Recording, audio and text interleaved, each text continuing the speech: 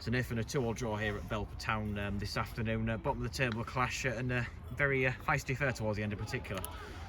Yeah, it was. It was a very stop-starty game, quite direct. Pitch was quite heavy, but our key decisions again. At 2-1 up, we scored a perfectly legitimate header, which is disallowed.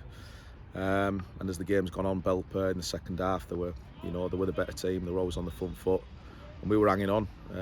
So I've got to look at it in the context. I think we were unlucky. The game could have been different, but we're hanging on in the end. So I've got to be happy with a point away from home. Yeah, and looking at that, obviously getting the point in the end, pretty much the nightmare start going behind 6 minutes in through that goal. But what was your view on how the goal came about? Just poor. Really poor positionally. Too much space for the lad to cross it into the danger area, which you can't do. And the kids tucked it away and off the crossbar. It was just schoolboy stuff, really. Yeah, and it took Whitby a while to get going, but eventually once they did start getting the ball down and in the build-up to getting that equaliser, some good passing football for the eventual cross coming in, and Jake there just showing what he's all about, and that's the sort of goal that you probably don't score if he's in the side. Yeah, well, it's a good goal. It was good build-up play. We've been working on Colby putting the ball in the right areas. He did that, and Jake scored. So from that sense, we're happy with that. Of course, we are. But we just, like I say, we've not had enough shots on target in the game. To my calculation, there's been 4 shots, 2 on target. We've scored 2 goals. Yeah, and you mentioned already about the goal of disallowed, very similar in the way it came about, but you think that if that goes in, obviously we've got the second shortly after, but if that one goes in, it makes it a lot more comfortable that second half. Yeah, listen, it's the only decision that counts is the referees, and he's give a foul, but similar to last week with the simulation from Lancaster, their manager is an honourable man, Steve, and he said it's a perfectly legitimate goal, and it's just the way things are going. But as a group, you do get decisions go against you in games week in, week out, but you've got to rise to the challenge and you've got to overcome it. But unfortunately for us, we're just with a young group that we've got, and I keep going on about experience, we're struggling with that, but we need to be better. Yeah, and Whitby get themselves ahead through Priest Griffiths, one of those who'd like to say good instinct from him to hit the shot from range, but at the same time we've got to acknowledge the goalkeeper's error in that, but at the same time obviously key for Whitby going in at half-time 2-1 up.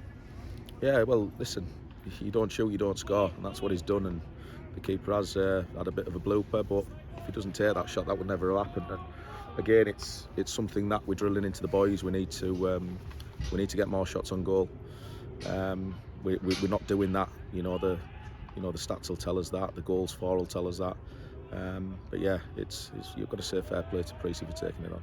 Yeah, and going into the second half, it was always expected that reaction from Belper and firing everything at Whitby, and on the whole they dealt with that pretty well defensively.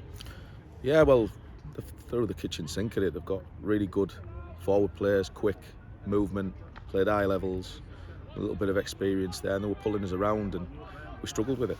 I'm not going to dress it up any more than that. We struggled with it, and like I said, we grounded out, I suppose, in the end, but I'm happy we're coming away with a point.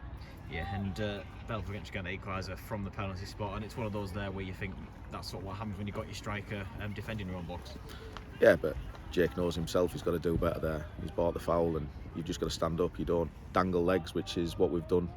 I think that'll be the 4th penalty, I think, in probably the last 4 or 5 games. We've got to be better there. It's just basic defending. He's a striker, but it's no excuse. It's basics we taught as kids. But yeah, they've got the penalty, and like I say, they've put it away. But yeah, it's the way things are going at the moment. Yeah, and you mentioned about the penalty, obviously one of several have gone against us the last few weeks, and that one there you can't have arguments with the decision, but no. I think on the whole really it's just, I suppose, looking at how you can prevent that getting to that situation in the first place. I've said it a few times, experience. It's knowing your positions, it's marking space rather than ball watching.